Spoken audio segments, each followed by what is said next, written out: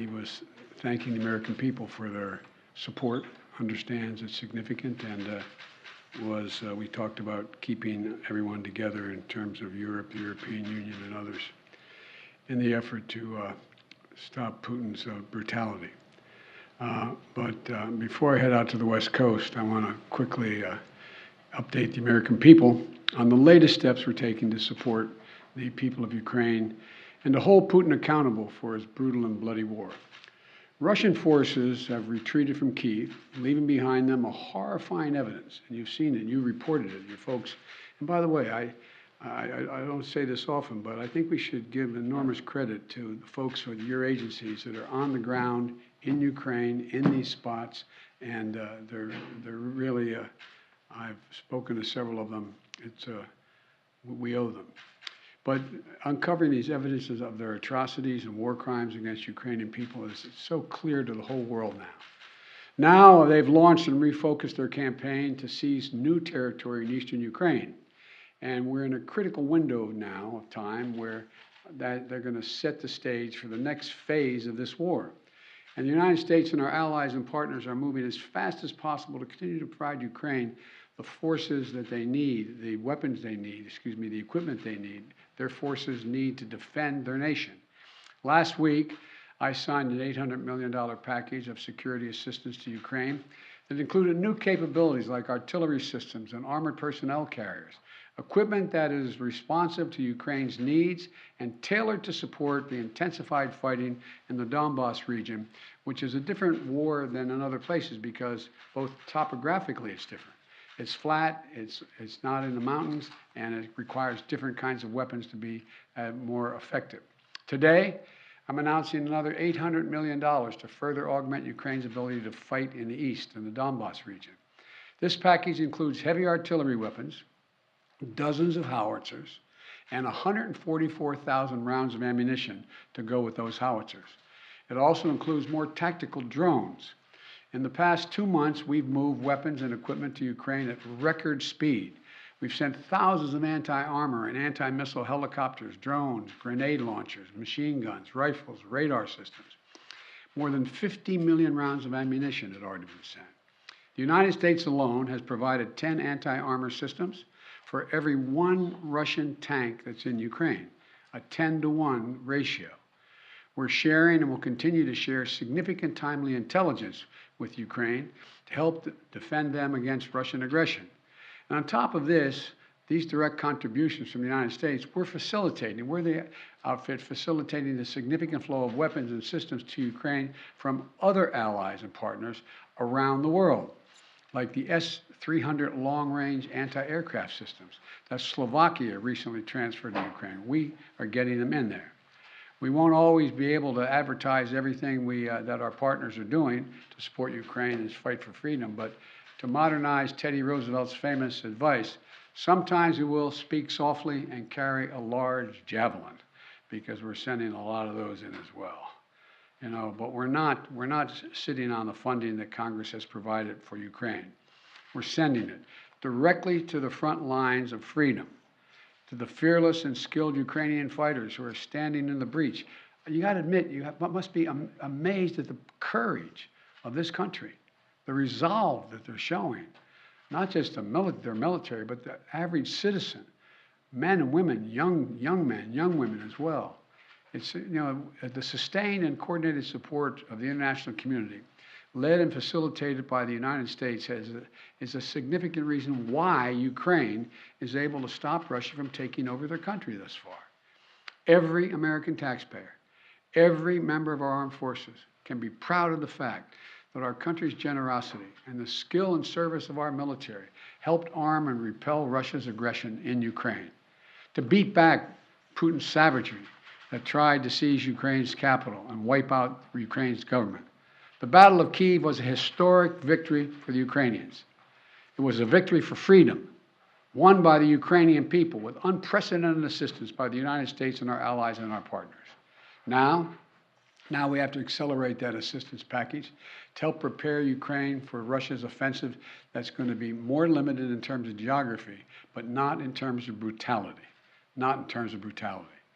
Combined with our recent drawdowns, It will ensure a steady flow of weapons and equipment into Ukraine over the next few weeks. However, with this latest disbursement, I've almost exhausted the drawdown authority I have that Congress authorized for Ukraine in a bipartisan spending bill last month.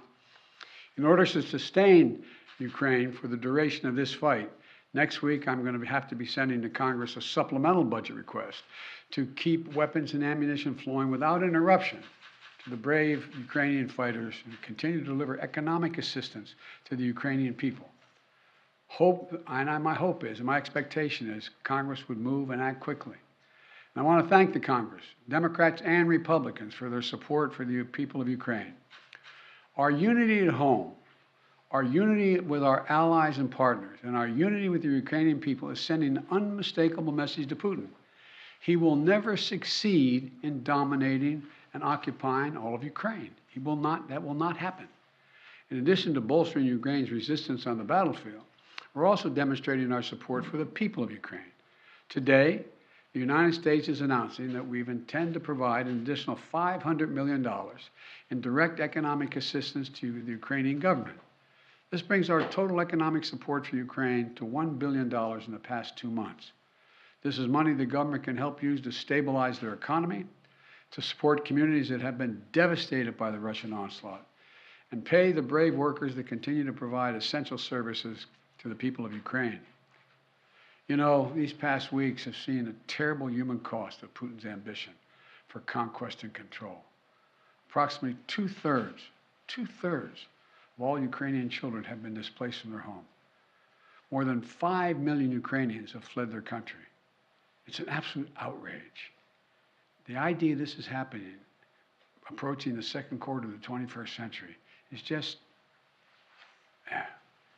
Last month, when I was in Europe, I announced that the United States would welcome 100,000 Ukrainians so that we share in the responsibility of supporting Ukrainians fleeing Putin's war machine.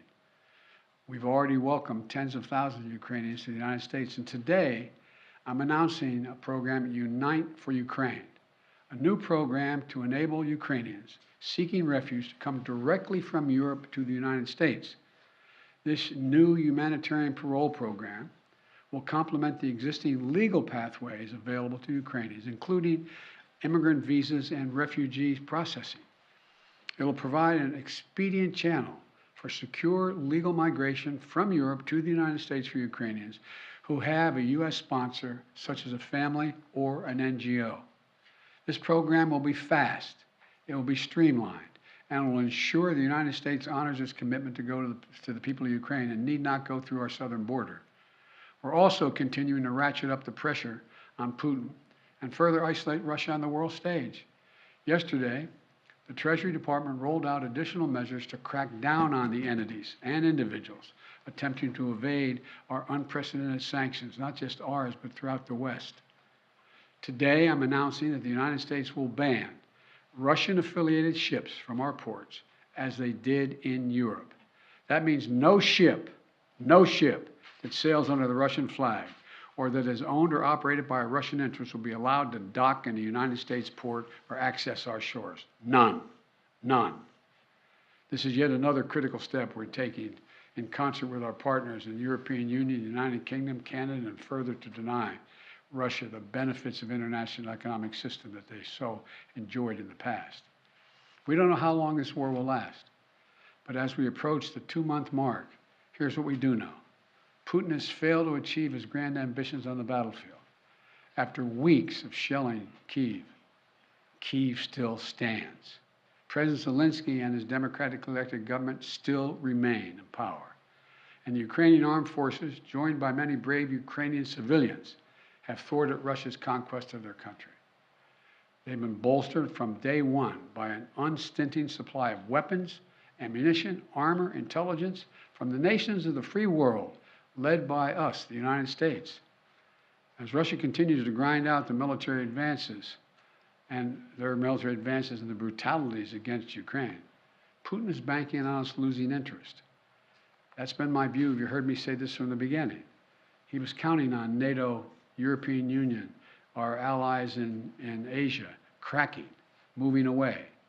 He's betting on Western unity will crack. He's still betting on that. And once again, we're going to prove him wrong. We will not lessen our resolve. We're going to continue to stand with the brave and proud people of Ukraine. We will never fail in our determination to defend freedom and oppose tyranny. It's as simple as that. So again, I want to thank the American people. Thank the American people for their support of the Ukrainian people. This is our responsibility, it seems to me, and we've been able to hold the whole world together in this effort. So thank you very much. Thank you. I'm going to take just one or two questions. I got a plane to catch. What does Putin claiming control over Mariupol mean? How significant is that? Well, first of all, it's questionable whether he does control Mariupol. One thing for sure we know about Mariupol. He should allow humanitarian corridors to let people on that steel mill and other places that are buried under rubble to get out, That's what any head of state would do in such a circumstance. And so there is no evidence yet that Mariupol is completely fallen. Mr. President. On Title 42, sir, are you considering delaying lifting Title 42? No, what I'm considering is continuing to hear from well, first of all, there's going to be an appeal by the Justice Department, because as a matter of principle, we want to be able to be in a position where if in fact it is strongly concluded by the scientists that we need Title 42, that we be able to do that. But there has been no decision on extending Title 42. Thank you. Mr. President, how long can the U.S. maintain the level and pace of this military support for Ukraine? Well, we have the capacity to do this for a long time. The question is, are we going to continue to maintain the support of the international community and keep the pressure on Putin to prevent him from overrunning the country, number one, and number two, make sure we continue to maintain the economic sanctions, which over time, and we're beginning to see it, are devastating their economy and their ability to move forward. So the most important thing right now is maintain the unity. So far, so good. Thank you very much. How much money are you going to ask for in the supplemental? Supplemental? How much money in the supplemental, The sir? answer that's being decided now. I have asked the Defense Department to put together a head count. Thank you. Thank you.